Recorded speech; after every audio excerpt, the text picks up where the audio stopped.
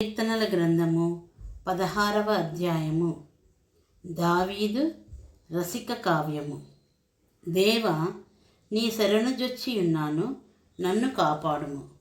నీవే ప్రభుడవు, నీకంటే నాకు క్షేమాధారమేదియూ లేదని యెహోవాతో నేను మనవి చేయుదును. నేనిలాగందును, భూమి మీదనున్న భక్తులే శ్రేష్ఠులు, వారు నాకు కేవలం ఇష్టలు. యెహోవాను విడచి వేరొకరిని అనుసరించు వారికి శ్రమలు విస్తరించును. వారర్పించు రక్త పానీయార్పణములు నేనర్పింపను, వారి పేళ్ళు నా పెదవుల నెత్తను. యెహోవా నా స్వాస్థ్య భాగము, నా పానీయ భాగము, నీవే నా భాగమును కాపాడుచున్నావు. మనోహర స్థలములలో నాకు పాలు ప్రాప్తించెను, శ్రేష్టమైన స్వాస్థ్యము నాకు కలిగెను.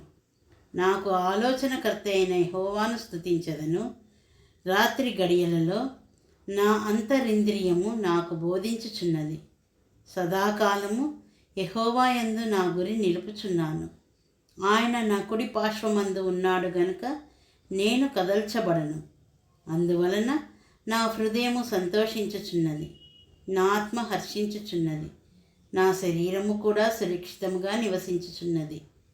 ఎందుకనగా నీవు నా ఆత్మను పాతాళములో విడిచిపెట్టవు, నీ పరిశుద్ధుని కుళ్ళు పట్టనీయవు. జీవమార్గమును నీవు నాకు తెలియజేసెదవు. నీ సన్నిధిని సంపూర్ణ సంతోషము కలదు. నీ కుడి చేతిలో నిత్యము సుఖములు కలవు. ఆమెన్.